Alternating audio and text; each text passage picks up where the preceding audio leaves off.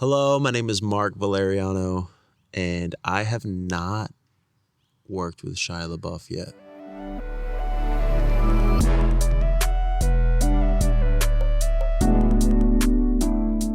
We're doing something quite strange here, but we're at a park and just doing a podcast at a park.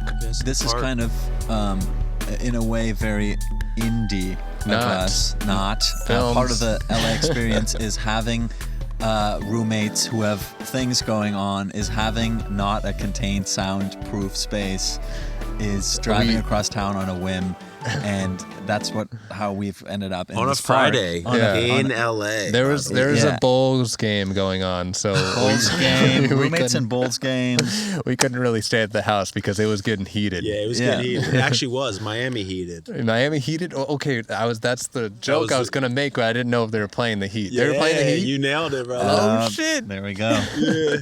Heated. Yeah, but that's what it is. You know, you can just go out and do it. We just came out here and did it. Yeah, you know? And we're hanging with Mark at a park, and this is Indie Not Films. You're listening to Indie Not Films. Oh, haven't made it yet. Haven't made it yet. The podcast is called Haven't Made It Yet. Yeah, and I'm Hayden Garrett. I'm Yannick Ehret. And I'm Mark Valeriano. He's on the bench with us. Let's get to it.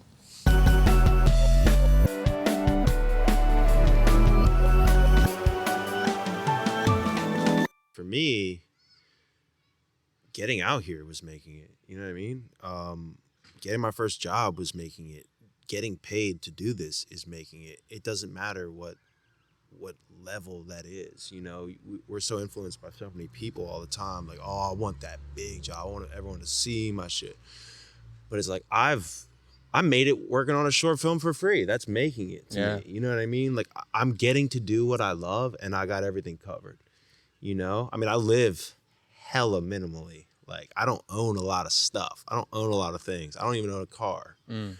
But, yeah, I feel like it was important for me to define what it meant to make it early because that kept me going. You know, I remember I would do a couple short things that barely anyone saw, but it still got out there, and that was enough. And I'd go home, and my aunts and uncles would be like, you're going to make it. And I'm just be like, I already did. What do you mean? You know what I mean? Like, I don't need your approval to make it. If I already did in my mind, I'm living my dream. You know what I mean? And I guess what I'm trying to say is like, define that for yourself so that you don't need anyone else to like keep you going. There's days where I don't want to do this right, but the fact that I already am making it, I'm like, cool. I'm just going to keep going. Yeah. You know what I mean? And I think it's a different answer to that question. I think there's a lot of us out there that, like, I mean, you go to a Thanksgiving with all your relatives and they're when like... am I going to see you on TV? Exactly, like, bitch, exactly. tomorrow. And that's what I tell my grandma too. And no, but... tomorrow never comes. I remember when I decided I was going to move to LA and be an actor, right? I remember my dad was like sitting on the couch. I'm in the living room. I don't know, or not living room, I'm sorry, in the kitchen. What was I don't know what I was doing, but I remember he was on his laptop. He's like an IT guy, computer guy, right? Yeah. Like, you know, live by the rules. And he's like, what are you going to do out there? And I was like, I don't know. I'm going to figure it out. You know what I mean? Like, I don't feel like I need to, like, I didn't have to like prove it to him because I didn't know at that point. You know, I didn't know. And I just had this feeling like I was going to be good and I was going to make something happen.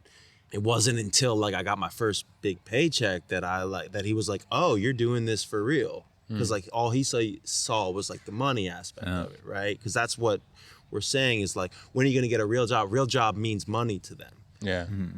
But this is a real job because if I'm doing it and I love it, that means so much more. You know what I mean? That's just like, you can't put a price on that, right? So like, I just encourage people to like if you do love something, to just do it, and you don't have to know how at all. You never have to know how. You just keep putting one foot in front of the other, you know. So you're not one of those people at all that needs the inspiration. I didn't know I was gonna do this till I was like 25. I was a wild animal till I was like 25, maybe 24. It was like in between that. I was just all over the place, and I got a really, really cool experience. And then my brain flipped a switch, and it was like, here it is. This is what it is. And it just like made so much sense to me, even though I had no idea. I didn't like, you know, I don't have family in this. I don't have friends in this. I was I was in South Florida at the time, and then I came back to PA for another year of school and finished up and came out here. But I was just like, I know, which is crazy. You know what I mean? And I think part of not having to prove anything was just I had the feeling of like, this is what I'm gonna do. Yeah. And was there a spark to that? Yeah. I was at FAU my like basically senior year, but I took some time, so it was like my junior year. And I was just a hustler, you know. I'd be on Craig's like looking for random jobs, random gigs, and like I saw this one post that was like, come play basketball for a movie or a show or whatever. And I played basketball at the time, and I was like, cool, dude, get paid to play ball. That sounds really awesome. And the night before I like inquired and just said, hey, I play basketball, whatever. And they're like, cool, we'll send you a call sheet. And I was like, what the fuck's a call sheet? Yeah, you can call me on my phone. Yeah, just call me. Like, just tell Send me. it back. Yeah. And I remember getting an email like a night before the shoot or whatever, and it was like, here's the address, show up here, 6 a.m. And I was like, cool, dude, all right. Dude, I show up the next morning, Miami Heat court, right? Wow. And this is like during like, I think it was like during the LeBron era of like him down there. And I'm like, dude, I'm on the Miami Heat court playing basketball. This is sick, dude. And like, I had no idea why I was there. I remember like getting fitted for a jersey or whatever. And then, dude, they're like, yeah, you're on Lil Bow Wow's team. And I was like, what? Because I remember watching his show on Disney Channel, right? Yeah. Like, didn't he have a show on Disney Channel? I was like, dude, I love that guy.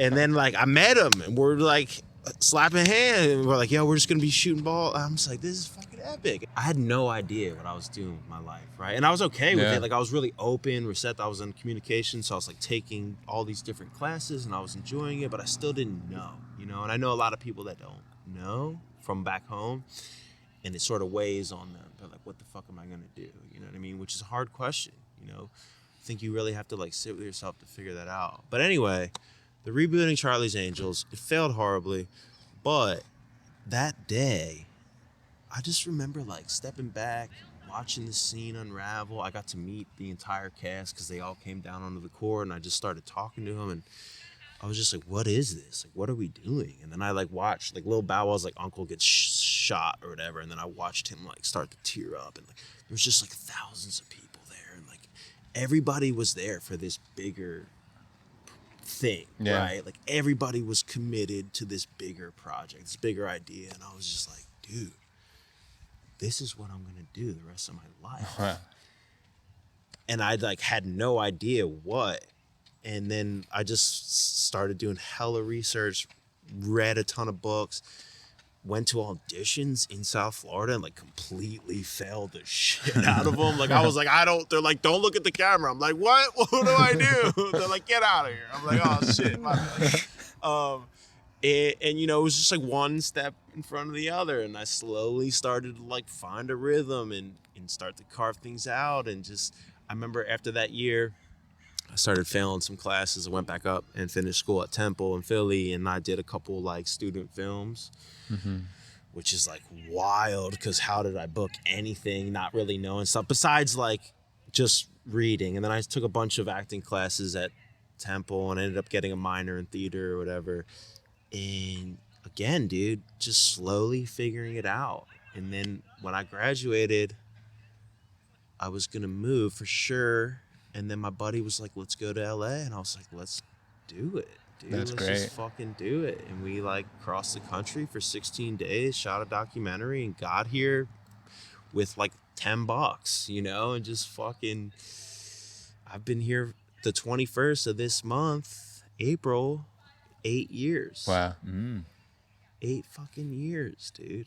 Yeah. Well, maybe we Thank go you into... for letting me relive that whole. No, that's bit awesome. right there. That's why we do this. It's for us and you. But Yannick, go into maybe how we know. Yeah, I met Mark through Central Casting. Essentially, it was a casting for a short film that I made a while back. Wait, Central? not central casting, casting connections. I met your friend Sarah. Yes. On casting connections, and the short film had 2 characters, and we just could not find the second character. Like 1,600 applications for both roles. New news for me. I did not know that. Damn. Okay. Yeah, I waited a year this is the year after information dump. Oh shit. No, just kidding. But yeah, so tons of applications for both, which I was amazed that many people are like, within a day, 1,600 for both roles. Let me elaborate on that real quick. I follow a couple casting directors out here, and sometimes they share the breakdown. And for one role, I've seen 8,000 plus for Crazy. one role. Wow. Yeah. For one role. Yeah. And that's like, they're clearly not going to watch 8,000. They're like, cool. I don't even know what the fuck they do. They probably don't even look at half of them because they're like, there's got to be one person within the 4,000. So they probably just chop off a half. You know what I mean? It's like, yo, you're not even getting looked at. And I mean, I did a version of this because it's so many, I looked through all the photos, but then if they didn't, have, I forgot there's like different versions of levels of how they can submit to you. But for example, if nobody wrote anything, then I just swipe over the image. And if it's a definite no, then no. But like out of those 1,600 people, maybe 100 actually wrote something. We're like, hey, this project looks cool and we'd like to be a part of it. And then out of those, even fewer actually sent a video. And maybe I think 14 people sent a video on for the female character. And one of those people was Sarah. And Sarah is the one that I liked her right away, and we decided to cast her. And by the way, this was not a project that had a large amount of pay or prestige or anything. It was like a tiny project. So I was like, holy shit, so many people. And good people. Like her reel is amazing. She's done a lot of good stuff. Oh, no. Sarah's phenomenal. It's a real deal. Great actress. And we couldn't find anybody else. And then Sarah brought up you and was like, hey, I know this guy who would actually be great for it. The 2 roles kind of called for a romantic connection. And I was going to take it one way where we kind of make it authentic and these are actually people meeting for the first time, these 2. But then she suggested you, and we have this great connection. And at first I thought maybe not a good idea if you guys already know each other well. Right, I think I remember this a little bit. Yeah, a little bit of back and forth. But then you sent your reel of a little section of text that I had forwarded to you, or she did. And I was like, okay, this guy is also the real deal. And then that's I'm how the real fucking deal. There we go. deal. at the time, 7 years in. No. Oh yeah, it took me 7 years to become the real deal. Just saying. Yeah. I ended up filming it, and it was like I did like a little video interview for it recently because it went into some festival, and I just kind of reflected on there. I'm like, that project was traumatizing to me, like PTSD, because it was about something really personal. That's right. And I had to relive it by writing it almost word for word, relived it by directing it with you guys, and then relived it editing it, and then reliving it again, talking about it afterwards. So traumatizing. And didn't you also allow that person to see it? yeah, and then the person saw it at the end, and which luckily was relief because she liked it. But long story short, fuck that. Just kidding. We love you, Haley. But long story short, Mark has a special place in my heart because of that, and always will. That feels so nice to hear words like that. Yeah, well, it's true. Yeah, we're now kind of right now reconnecting because Mark has some interesting projects on the horizon, and before we get into that, kind of catching up on your origin story. Yeah, that was a good one. I mean, me and Sarah had worked on a project before, and then we instantly became best friends through that. And she's just so easy to work with. I mean, at least my experience, you know what I mean? And I remember when she did bring me up, I sent you a tape, right? Yeah, you did. Yeah. I think I remember like immediately being like, this is great. And then obviously like it was just super conversational, which I feel like me and her had regardless, you know what I mean? And that was a really fun shoot, dude. That was really cool. Yeah. Everyone else that was there working on it, and just like, like you said, it was a passion project. And those, I don't know what it is. Those, that's like more fulfilling to me than like whatever day player on this, or like, oh, you're already, the show's 4 seasons in here. It's like the passion projects, because that seems to be a recurring theme out here. In my experience, like last weekend I worked on a short that was a passion project that was like 3 years in the making. You know what I mean? And it's just like, you really sit down and you figure out, why are we doing this, versus like just, oh, it's a job, or I'm gonna do this. You know what I mean? Yeah, I mean, I'll never forget that project either. You know, that just felt so natural and good. Yeah. I think that's another part of the idea of making it, right? Is you get to work on things that really mean something, even if it's like not your passion project, but like being a part of someone else has a fulfilling aspect to it. Yeah. You know? And maybe go into a little bit about what your role is. You said that, of course you're an actor, but what do you feel like you do? Are you always acting? Are you... Here's a therapy session real quick. I'm always acting. I don't even know who I am. Lately, you know, it is a hard thing to balance. When I first got out here, I thought I was so behind. You know, I'm 25 years old, and I'm just like, you're meeting people that have been doing this since they were 5. You know, and you're just like, fuck, dude, I don't even have a shot. Like, you've been literally acting your whole life. Now I'm competing with you. And I'm just like, so I just like shut shit out. And I was like grinding, like looking online, submitting, looking on Craig's again, every internet site. I'm just on it. And I didn't really have a life outside of it, right? Because I'm just like jumping into classes and like just talking to people and meetups and everything. Because I just was like, how am I going to compete with people in LA? You know what I mean? And so for a long time, that's all my life was. And then, you know, in the mix of going home and like family stuff, and then just like getting into relationships out here, you just slowly start to like, and then of course, as you mature, you're like, okay, I need to have a life too. You know what I mean? I need to like actually, because then that reinforces your performances, right? And that's like something I'm kind of in the midst of right now, of being like, it's weird. I don't want to be like, when I die, right, be like, oh, he was an actor. Like, I don't want that to be my legacy. I don't want it to be like, that's the first thing people think of. That's been a theme in the podcasts. Just reintroducing life. Yeah, because,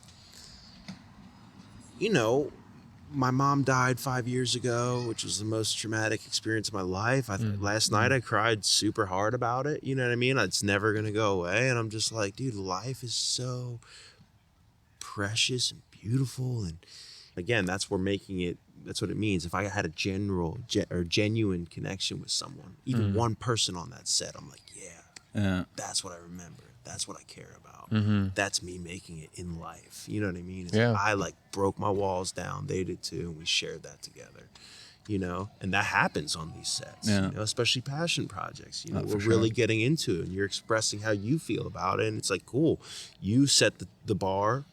Let me follow suit and express how I really feel about something. Versus like, you know, going through life, we start to build all these walls up and shit. And it's like, you don't even face people, or you don't even look at them out here, because LA is such a hustle and bustle place.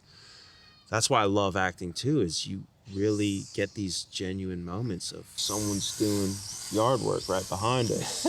That's life though. It's happening. We're in a park. Life is happening. That is like, so I'm reintroducing. I thought it was I thought it was a drone. I was looking up the second angle coming up. Yeah, we got production value, baby. I think he's got to be almost done. He's just doing the sides. He's doing this because he saw us. Dude, He's doing Friday the classic evening. He's doing the classic. Bring out the yard work gear. Somebody's filming something to get paid. Yeah, we'll get him in the background. That's our guy.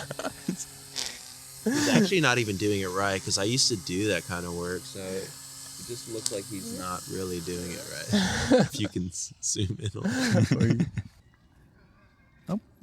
And he's unplugged. He's unplugged. He's done. Let's go. We got that. The Friday night can begin. He's like, okay, time to crack a cold one. Yeah. He's like, let me get a beer real quick. I'll be out. I'll be right back out. I think I missed an edge or something. Okay.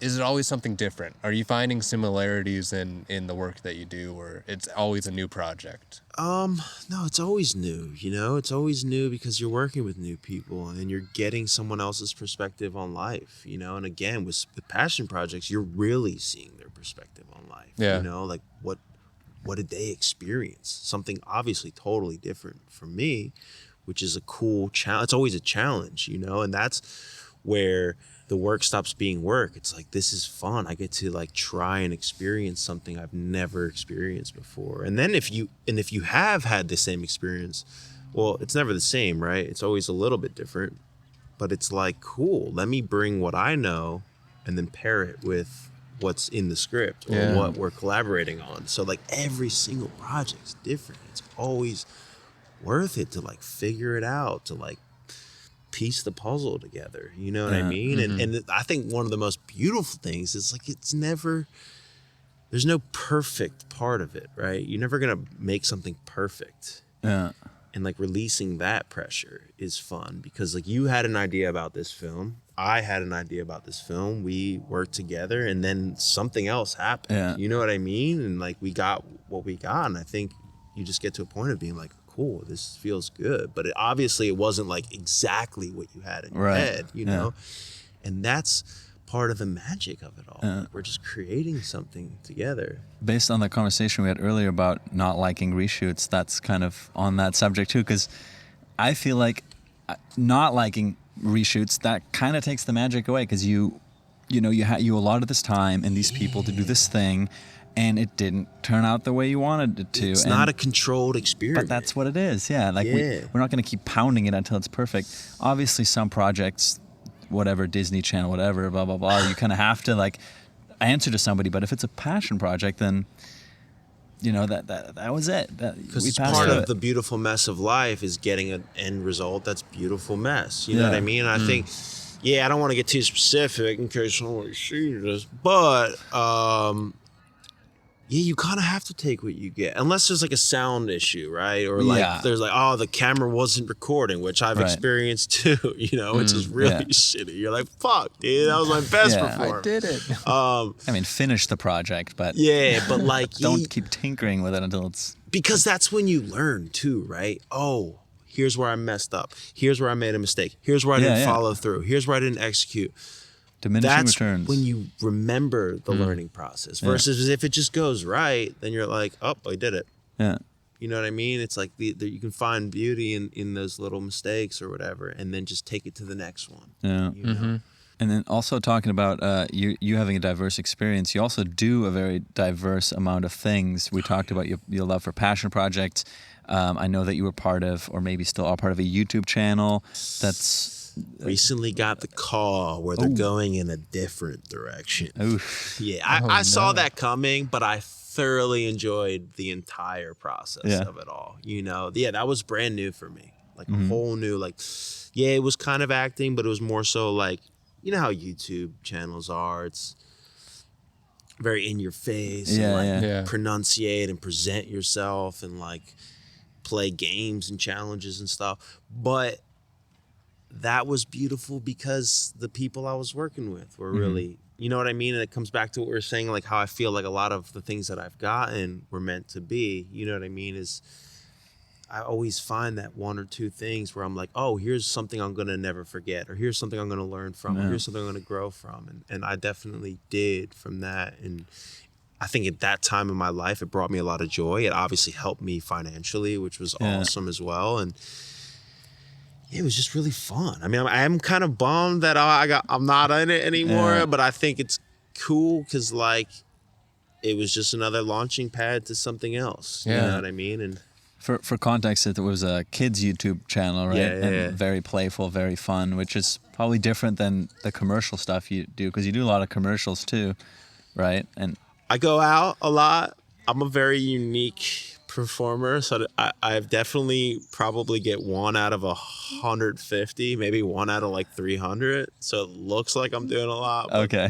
I'm definitely getting a lot of no's. So let's be real. Like I got like 6 no's this week. Well, it's Friday, so maybe like 12.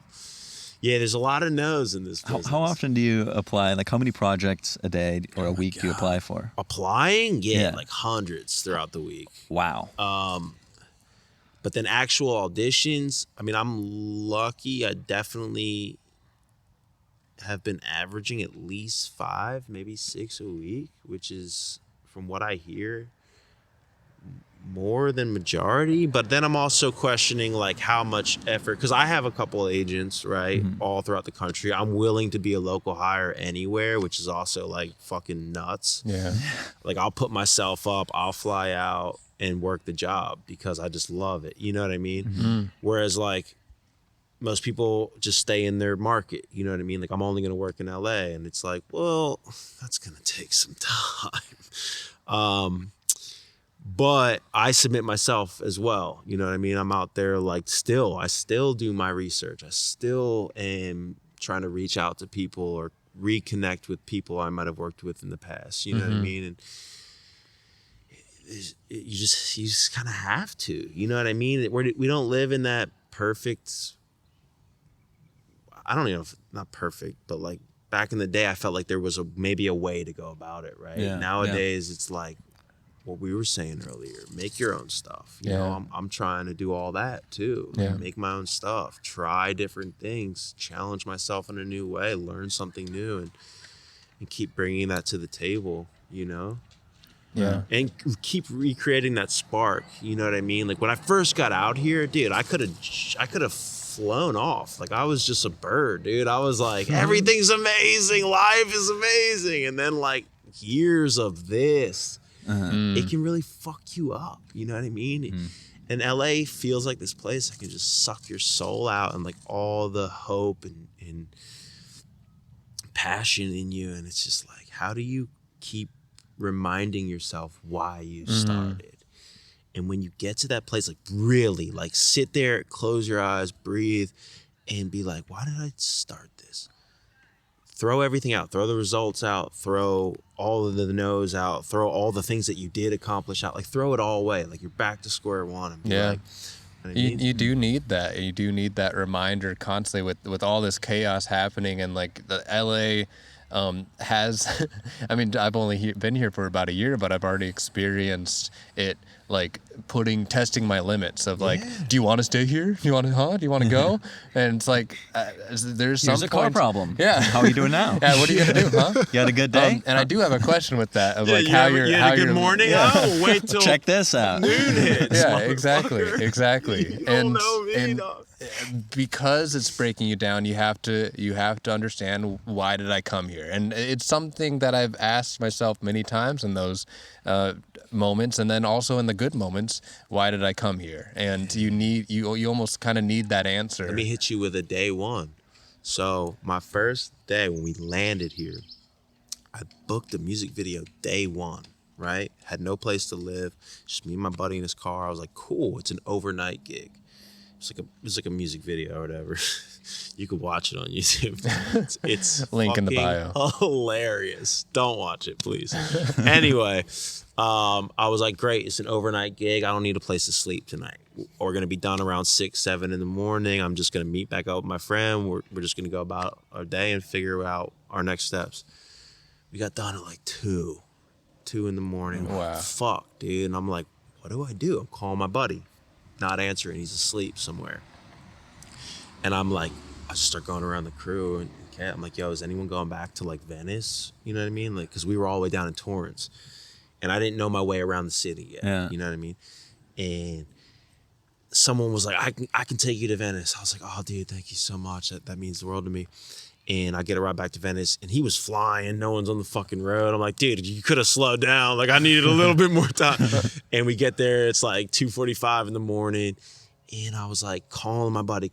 And I just get dropped off where, like, you see the word Venice, like in that little square, right? Like, I don't even have a specific location. It's just Venice. Where do you want to go? Venice. Where it says. Where it says Venice. And, yeah. And he drops me off. Thanks, man. See you later. He's like, good luck. I'm like, I need it. And I'm calling my buddy, he's not answering. I went to just go sleep on the beach, I guess, right? Yeah. But then I saw all these signs that were like, you can't sleep on the beach until like the sun's up or something like that, right? I'm like, fuck, dude. Now I'm just roaming around this, and like it's crazy. Like, All the crazy people are out. yeah, well, just like, people are moving and making sounds and shit. I'm all alone with a backpack, and I'm like, I got so exhausted from walking. I just sat down on a bench, and I was like starting to doze off, but I was so scared, and I was just like, what the fuck am I doing? Wow. Like with everything, with my life, how did it get here? Because like my 16 days were beautiful. Like we were just saying yes to life, meeting amazing people. And now I'm sitting on a bench in Venice, like day one, like lost as fuck, crying. Like, what am I doing? I'm so lost right now. You know what I mean? And then the sun came up. Finally, I walked over to the beach, fell asleep. My buddy called me. We got in his car and we just kept it moving. You know what I mean? It was nutty. Wow. And then like a week later, I got a job. And then a week after that, I found a place to live, which was crazy. And yeah, you just have to like, it's almost like you have to have these meltdowns because then it stops you and it makes you go, why did I come out here? You know what I mean? Why am I here? What made me do this? And that's going to be the stronger of the two. Because like it's so easy to quit, so easy to give up. You know what I mean? When you remember why, you're like, oh yeah, I got this. Yeah. You know? And it builds your confidence too. You're like, oh, I got this through isn't so that. bad. I got through like, that. I've you had did much it. worse. Oh yeah. I mean, I've had worse than that even after okay. that. Well, So like, and that was even just stronger, day one. even more confident. So you being open to the experience is actually a good segue to a recent project that you worked on, which is Big Shark by Tommy Wiseau, which is bound to be a good story. Blockbuster hit. I just want to know how you even got into it. I mean, Goodness, this is a great story. all right, go. This is fantastic. This is wild too. I feel like a lot of my like, I don't know, just some like bigger stuff always has a story behind it, right? Yeah. I guess it just has to. So I remember seeing the breakdown on Actors Access like over 2 years ago, right? Oh my God. And I saw who was behind the project. It was his name was on it with someone else. And I was like, oh, okay, cool. It was like, it's an indie thing. It's not like this is like a big, and like the pay was whatever. But I was like, oh, I know that movie. That could be fun. And then, and then oh my God. And then, see, this is where it's going to get crazy. And then I got the sides and I was like, what the fuck is this? What is it? It was like, I remember the scene was like, we're being chased by a shark. We're in a truck. And then we pick someone up and then I just drop them off. And I'm like, all right, see you later. But like, there's a flood. And I'm just, I was like, okay, I'm going to try. I'm going to be an actor. Is it written like a normal script, or is it no, just no, like bullet points, or what are we? I mean, it's written like a normal script, but it makes no fucking sense. Okay. Which So- is so I was like- kind of what you want in a shark attack kind of movie. No? I'm gonna say 99% of people don't want this. No, As an actor. I gave it a shot, and I remember because you put yourself on tape. I'm putting myself on tape, and I'm just like in this fucking scene. I'm like, none of this makes any fucking sense. Didn't do it. Didn't submit. Let it go. So whatever, dude. I don't give a shit. Dude.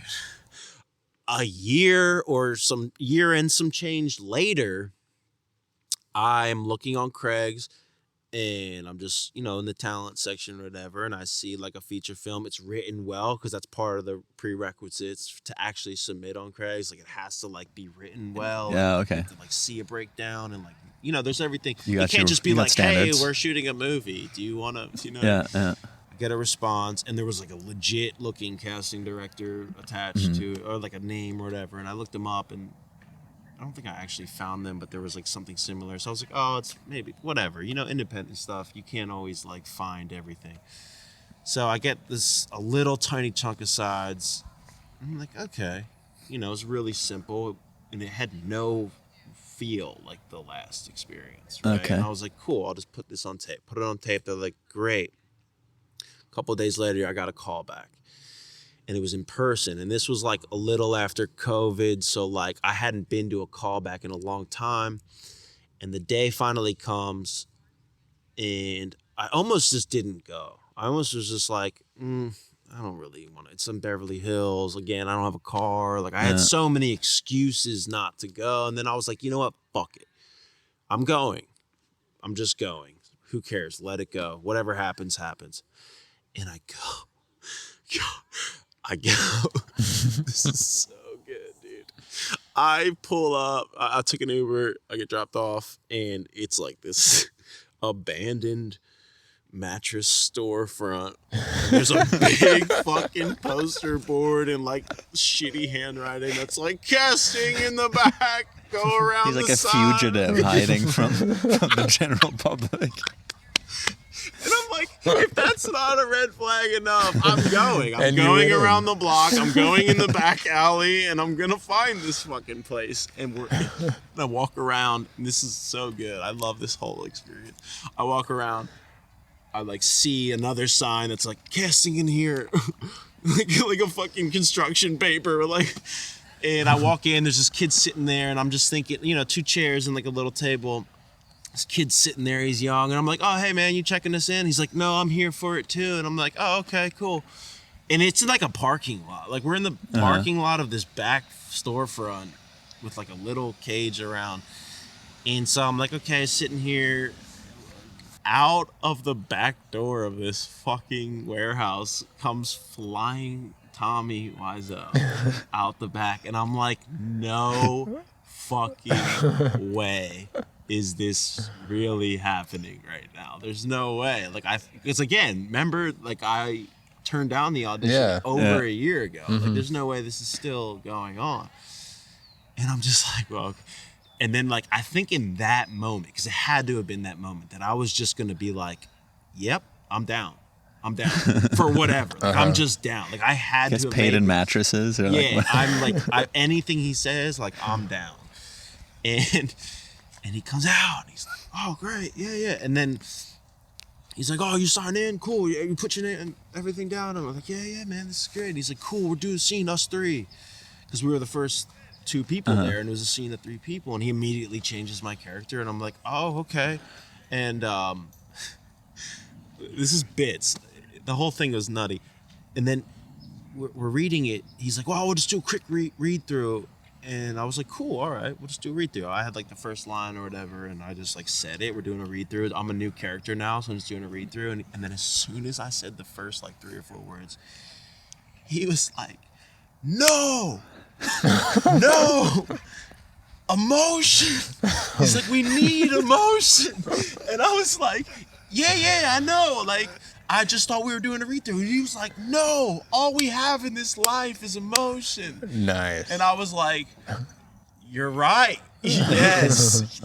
Okay. So then I remember like looking back down at my lines and just like almost screaming them with like emotion. And then we just started going. And then he's like, okay, good. Now we do it over here. And then who I found out to be, his name's Thomas, was there shooting it. Like, we were shooting it on like an iPad or whatever, and we had like a setup or whatever, and like we're shooting this scene. Meanwhile, while he's setting that up, other people are showing up to audition. Oh, There's wow. like people funneling you guys are doing this in the waiting room. Well, the back lot. Back lot. Waiting.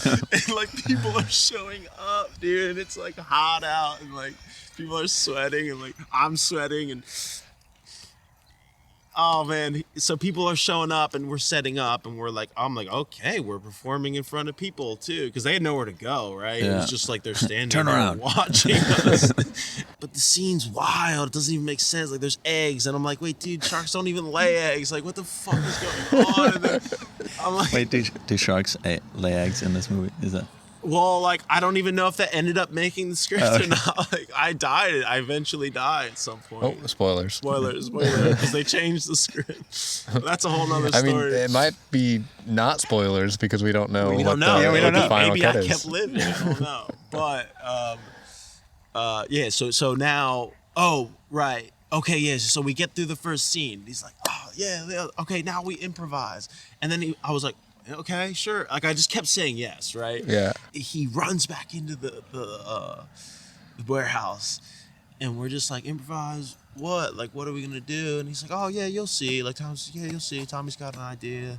And then he comes flying back out with like wardrobe, right? Like he's got a clothing brand, and like he like throws his tank top. He's like, put this on. And like I'm like, okay. And I just like put on a tank top with like this big yellow star on it. Like he's like, okay, good.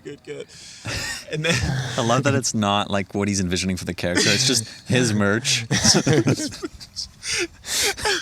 And then we just start improvising like we were scuba diving, and we like found the cave where the shark is, because we were like trying to go find him and kill him or whatever. And I'm just like in it, and he just kept like stopping and starting, and like it kind of just became this thing like you had to like agree with all the things, right? Like he would sort of set the tone, and it's kind of a dictator approach. Yeah, because if you wanted to take it too far, like then it wouldn't work. It just wouldn't work. Even if it made sense, it wouldn't work. You know what I mean? So I'm just like, cool. Whatever I hear you say, I'm just gonna add a little bit, but like supplement it, right? And I'm like leaving some things out. But then we finally get through that. And then he's like, okay, great. And then he runs back inside. And people are watching us. Like, they're here. Like this is a long time. It's 30 minutes in. We're still 30 minutes in. They're standing there. More people are showing up. And I'm just like, here I am in a star tank top, just like doing whatever he said. And he runs back in. Comes running back out. Now we play football, and I'm like, what? Oh, he loves that. If anyone saw them from the room, he loves that I'm stuff. like, and here's the thing, like prior to this, I never even watched the movie. I just heard the stories, you know, and seen little clips, and I'm like, now we play football. Football's like kind of deflated, and like we're just like tossing it around, running around, throwing this football around, dude. And I'm into it, dude. I'm into it. Like I'm fully invested at this point. Like, fuck yeah, we're playing football, dude. Like that's what's happening. And again, dude, people are just fucking watching us do this. And I'm just like, how could you ever stand and wait for this, like for their turn, right? Their turn. So do you think he did that with everybody, like the full? I have no it gets better, dude. It gets better. It gets fucking better. And then he goes, okay, great, and like points at us, monologue, go. And I'm like, what? And then he runs off. And then like Thomas was like, yeah, he wants a monologue. We'll record a monologue. And I'm like, fuck, dude, I hadn't done a monologue in forever. I like let the other kid go first. I was like, you got it, bro. I'll go after you. And like he didn't have shit either. And he like stumbled through singing like a birthday song or whatever. And then I remember I always used to do this monologue from Tupac, where he's like pressing his friend about like him being crazy, and he's gonna threaten his friend, like kill him and shit. And so I just snapped and like did that monologue on camera. And then he was like, oh wow, great, comes back out. And then he's like, okay, are you free? Because it was like next week. He's like, are you free next week? I was like, yeah, I'm free next week. He's like, okay, do you want to know how much money you make? And I was like, wait a minute, what the fuck, dude? Like, you're just as people are waiting in line. People are watching. And I'm just like, dude, no, it's okay. Like, send me an email if you want, dude. Like, and he's like, okay, we'll be in touch. And then he's like, okay, give me the clothes. Oh, you didn't get to keep I didn't get to keep them, dude. I walk out and I immediately just like call my brother. And I walked all the way home from this experience too, because I like called my brother and I had to like retell the story to him, because I'm like, dude, you have no fucking clue what I just experienced. And he's like, what? And as soon as I said Tommy Wiseau, he like lost it. Because most people know. But yeah, I don't know. You think he went through? This is a great question. You think, because there was like, at that point, there was like 20 other people watching. Yeah. Or do you think also because you ended up being in it, do you think he was looking for something specific, or he literally just picked the first guy who was just willing to do whatever he wanted to do with like confidence? That's what I think. I think he was testing your limits. He was like, doing this. Okay, he was able to just do this on the fly. And you were just in. Down, dude. So who's crazier, me or him? Like, probably me. He's just looking for his crazy match, I think. Yeah, maybe. And you know what? The whole time, it had to have just been like, he was so dedicated, committed. It was so contagious. You know what Yeah. I mean? That's probably what it was. It wasn't like I was just like, okay, I'm down for whatever. It was probably like me He was with it. excited about it. And I was like, fuck yeah, here we go, dude. This is it. It was the most in the moment. No, don't think about anything. And that's how the entire filming process was. It was like, just go. When he said monologue, go, like, that was it. That was the whole film. Like, go. And I was like, oh, it's like for me, it was like an actor's dream. Like, Yeah. we're not preparing shit. We're just fucking going. Just dude. in the moment. And nothing will ever compare to that. No other. I mean, maybe in the future something could compare to that. So then I went on to shoot this thing for months at a time. Right, 1 week out of every month for the next like 4, 5, 6 months, which is crazy because New Orleans is fucking nuts too. They That's fly where we you out, shot. right? Yeah. Also, still pays with checks. Because that was like a big thing. Yeah. Like I have his checks saved in my wallet. Like that's kind of Gosh. it's kind of like 1991 of him or something. Yeah. But Maybe he doesn't know. Or he just has a way. not his- It works. Why fix it? Yeah. it ain't broke, don't fix it. Yeah. So yeah, that was, going there and spending a week of time. I remember one of the trips I worked on a film in Mississippi. I booked like a day player on a film.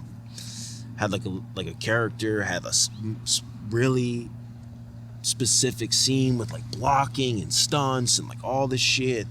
So like I prepared normally for that role, did the shoot, and then the next week I drove back to New Orleans, and like I rented a car out there and drove back to New Orleans to shoot this for a week, which is nothing like the previous day. And then I flew to Arizona to shoot a commercial, which is a whole nother preparation style too. And then I was back in LA, and I remember like the transitioning of all three of those projects within like an 8 or 9 day experience. Yeah. 8 or 9 days. Wow. Like when I got to Arizona, I was like, when I would go to New Orleans to shoot this and come back to LA, it would take me like 2 days to readjust to reality because I felt like it was a dream. I felt like it didn't even happen because of the process of it all. We lived in the Airbnb together.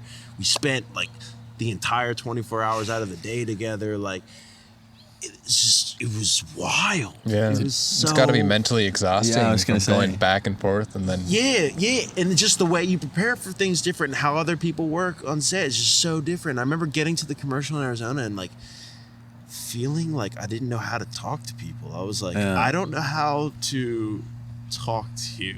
I'm like, fuck, I got lines in this thing. I don't even know how that's gonna happen. After like 3 hours of just like sort of slowly taking steps towards it, we got, it was good. It was still a good experience. And then I got back to LA and I was like, who the fuck am I? What is going on?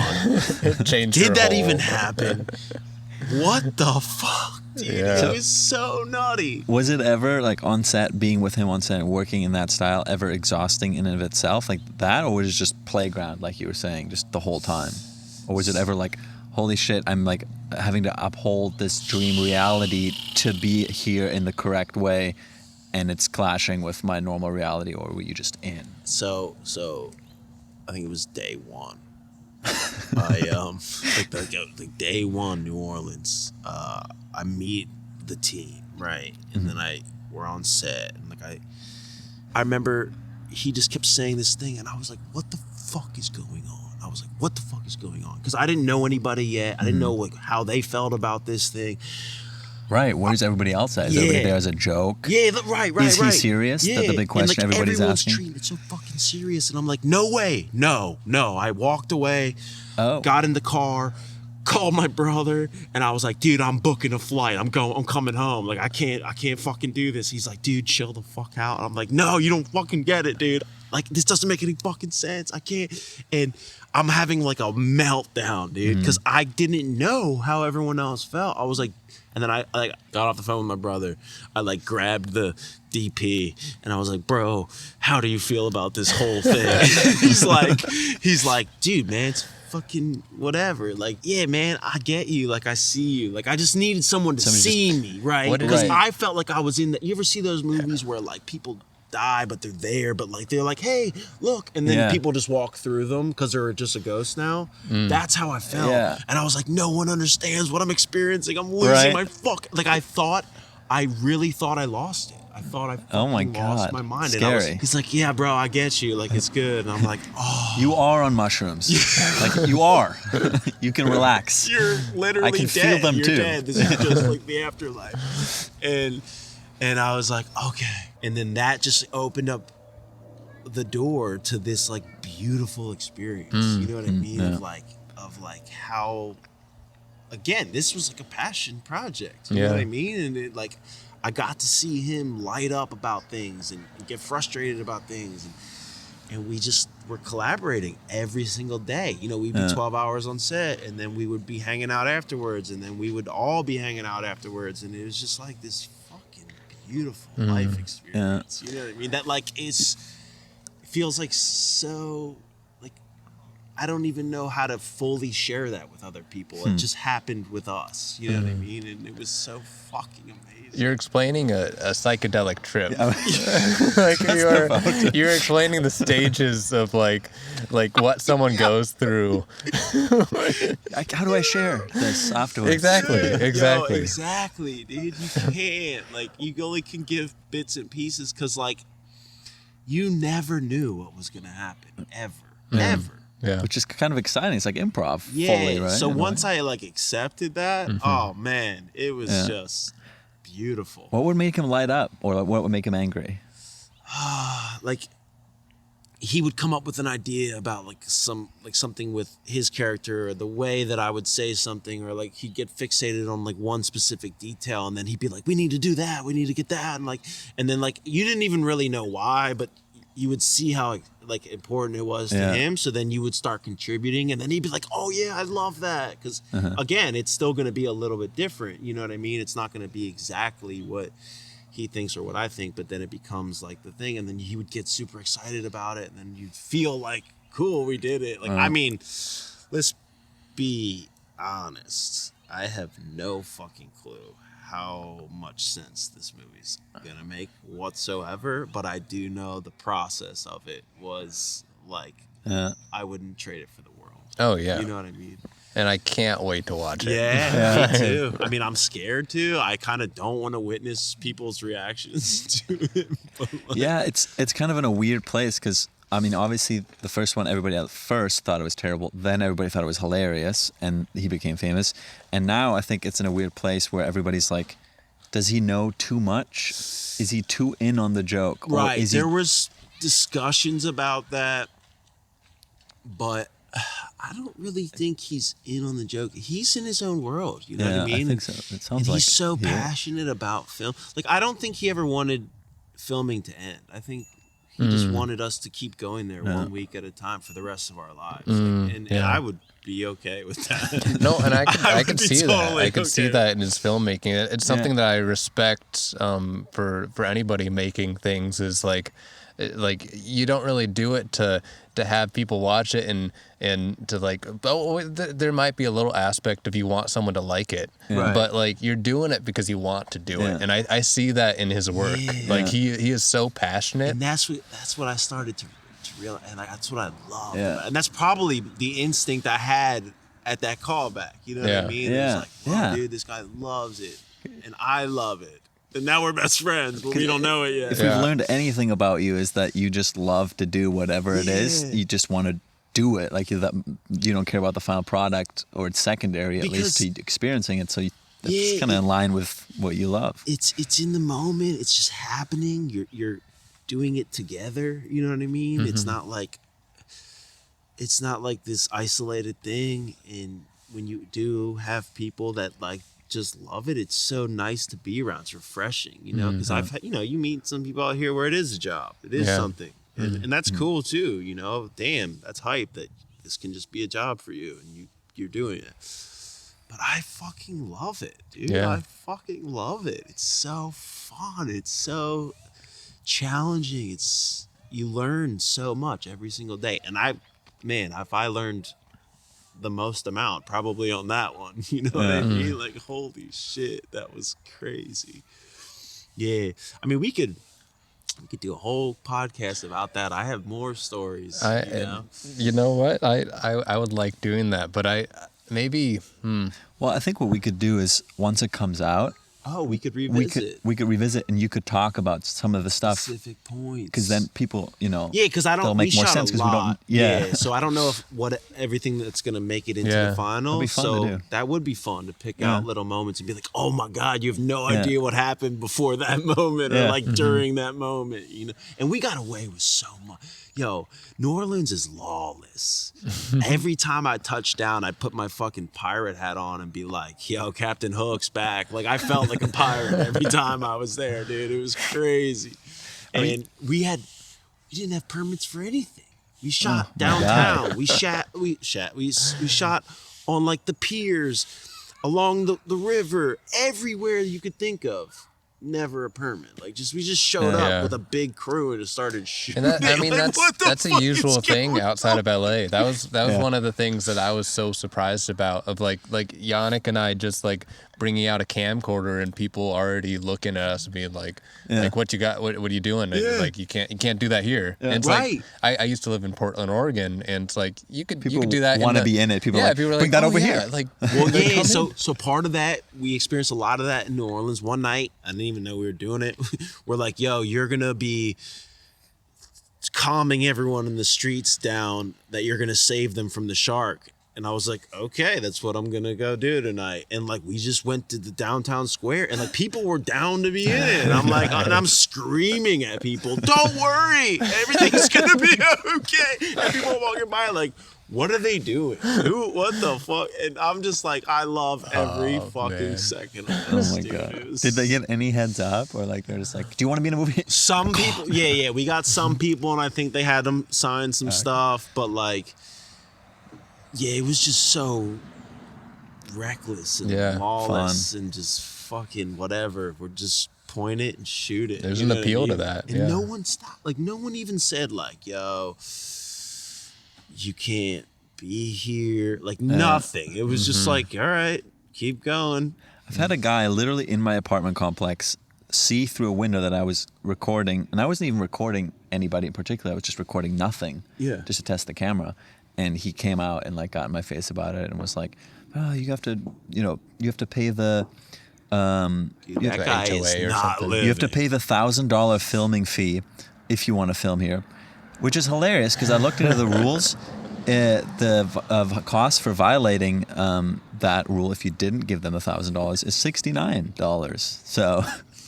69, nice. Sounds good. Yeah. You're like, actually, I'm gonna 69. I'm actually gonna pay the fee. Very good. Dude, what? Yeah, LA's crazy like that. I feel like.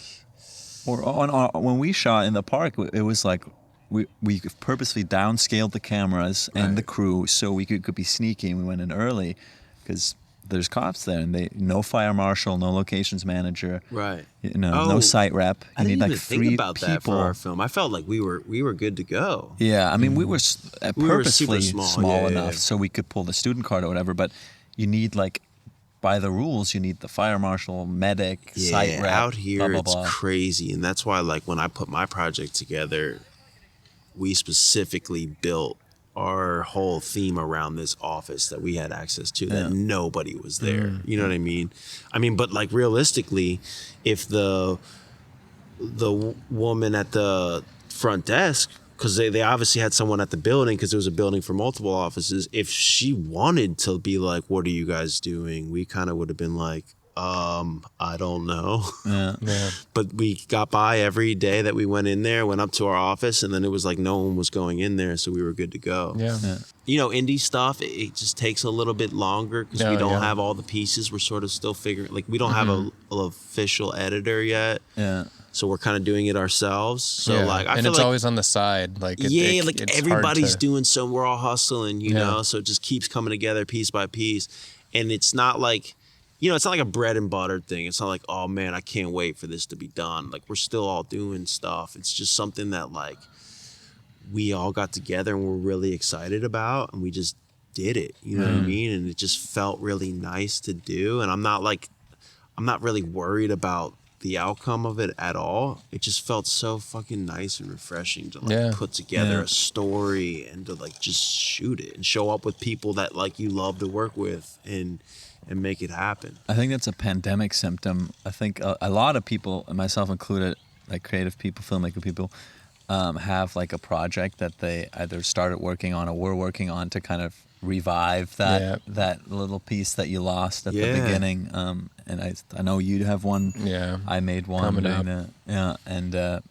This seems like this is yours. And those also has like I feel like a kind of timelessness about it, where I know you were really struggling with, should you even keep the COVID component in the story, because it is something you conceived of doing that time. It's just a strange type of project. Yeah. Sounds like you're having a similar experience. I think for me, this project was something that like I took on so many different hats, and I got to like sort of express and use an accumulation of what I've been learning over the years. You know what I mean? And putting those to the test. And to actually be able to pull it off was rewarding in itself. Yeah. You know what I mean? Besides it, like, because we have goals of like putting it into a couple festivals by September of this year, and like, you know, keep moving forward from there. We had 6 more episodes written, and now The Office isn't to our veil anymore, so we're not like abandoning it, but we're like, we clearly can't go back and shoot there, so we'd have to adjust the story and all that. But like, the 4 is going to be a good like showcase of what we're capable of doing to then move forward and maybe do something else, or who knows, get picked up to redo it. You know what I mean? But yeah, it's constant. You know, we're constantly learning, constantly growing, and to just keep putting that to the test out here and lock it in. You know what I mean? Like to be a producer was like crazy to me, but it was really awesome. You know, I learned a shit ton more, and who knows, maybe I continue to do that down the line. Yeah, and where do you want to see yourself in maybe about 5 years? Do you want I to? can't even see myself tomorrow. And that's an answer. You could stay with that. Nah, you know, I have like my ultimate goals. I have things written down every year, and like I just constantly keep rereading those, keep rewriting those, keep offering those up, but ultimately it's just to keep doing what I've been blessed to do, you know? Like, this is fucking awesome. What we're doing right here, it's another component of it all. And like, I never would have known I was going to do this with y'all. This is like so really like super unique, super fun. And just being open to whatever comes, you know? Yeah. And I feel like because what I love, again, is passion. I feel like those are going to keep coming, you know? And I'm okay with just like keep riding that wave, you know? And taking those good days and taking the bad ones too. The joy of the process. Yeah, that's what I think it is. It's like I really am just trying to figure out how to fall in love with every part of the process. You know what I mean? And I just see myself doing this the rest of my life, at whatever level. You know what I mean? Obviously, you want to be leading big films, but like if that were to never happen, I wouldn't feel like I didn't do what I was supposed to do. Yeah. Right. Well, the accompanying question is, this is going to be we're doing a time capsule podcast, really. Oh, hell yeah. And this is a message for you in 10 years that we're going to send you in 10 years. And this is your time to record that message. We're going to set a calendar reminder. Gosh, that is intense. Dude, here's what it is. I hope me, is that what it is? Yeah, I hope to me in you. 10 years, something to me. We're going to send it to you. Oh, bro, I love you. You're amazing.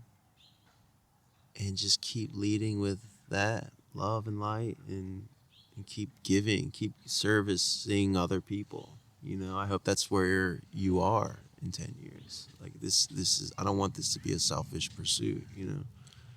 It sounds like that's where you are now. Yeah, but like 10 years, like I could be a cynical maniac, you know? I hardly doubt. That'd be quite the 180. Oh man, let's hope I make 10 years. But gosh, hearing that in 10 years, I would probably start crying. That's Good. really, yeah, that's what I want it to be, you know? Because I feel like I've let this sort of ruin relationships at times. And I don't want it to be like that. I want it to be like, you know, I just want it to be purposeful. You know what I mean? I want to love it, and I want to be able to share it with other people, and not just be like, I need this, I need to get this, I need to get to this. You know what I mean? Like, you can still get stuck in those ideas of like, I'm not where I should be, or it's just, that doesn't matter. You know what I mean? Like, you're on your journey, your path, and that's all that matters. You know? And I want to be able to keep giving that back to the people I love, and of course myself, you know? Yeah. Do you have any final thoughts? No, I think that was nice. Yeah. If COVID taught us anything, like, we don't have the time that we think we have. We don't have the resources that we think we have. Just fucking go for it, dude. Just you like something, try it out. And if it's not what it is, it'll probably lead you to what you're actually supposed to do. Just fucking go for it. You know what I mean? And don't have one foot in, dude. Have both. Jump the fucking deep end in, you know? Just go for it. And I guarantee you'll be rewarded in ways that may not reveal themselves to you right now, but will down the road, you know? Everything happens for a reason. Yeah, it's something I heard you say today. Yeah, everything. The bad shit is the best stuff that happens. That's what you remember. That's what's going to push you to where you're supposed to be. The easy stuff, that's great, but it's not going to, like, leap you into the next thing, you know? Yeah. The good stuff just kind of is like, cool, next step. But when you fucking fail, dude, you're just launching to the next thing, you know? That's really fun. Yeah. It's scary, growth. it's exciting, Growth. it's awesome. And thank you so much for being on, Mark. Yeah, Well, thank you. they got me on a good day, so don't interview me on a bad day. No, we really do appreciate you. I know it's been a little chaotic getting this together, and as you can see, this is kind of an unorthodox I love podcast it, experience, dude. but that's kind of the fun of it. Yeah, that's what I would It fits prefer. your style. Hell yeah. Dude. Yeah. Cool. Sick. Could we, just from you, Yannick, could you be like kind of transitioning into outro, ask Mark? Like, I do want to hear about Shia LaBeouf, because I'm going to add in the start, it was like 5 minutes away. It was like, okay, I want to hear about that. Oh, yeah, okay.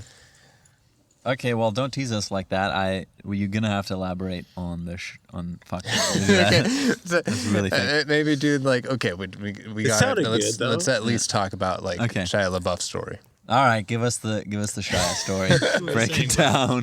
Well, I don't understand what I am gonna see how I can make that work.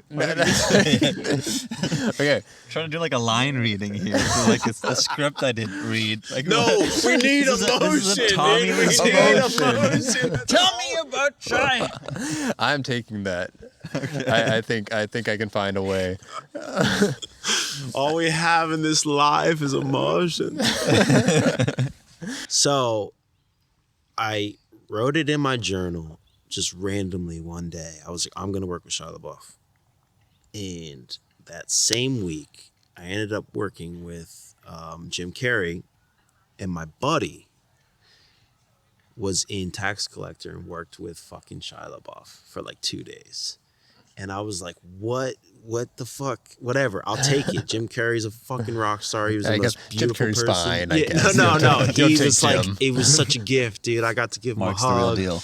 And he was so fucking sweet and genuine. I loved him to death. And my buddy shot that movie, and then he got invited to like a rap party, and he's like, come, dude. It was in like Silver Lake. I don't remember the name of the spot. I show up, and he's like, oh man, you didn't come. Like, it's kind of dead in there anyway. So I was like, whatever, we'll go to is it the Shortstop or whatever? Yeah. Down the street. I was like, all right, cool. We'll just go there and like ride the night out. He's like, cool, I'll meet you there. I'm just going to say bye to my girl. And I met him there, and he said, bro, 5 minutes after you left, Shia showed up. And I said, At the are Shortstop? No, at the original other- spot. oh, And I was like, what the fuck, dude? You've no idea. Like, I love him to death. That's like kind of who I want to, you know, model my career around. You know what I mean? I think he's phenomenal. I think he's such a fucking artist. You know what I mean? And I said, 5 minutes? I said, you didn't call me? You didn't tell me to come back? Like, what the fuck, dude? And so obviously it wasn't meant to be, but like, you know, there'll be a day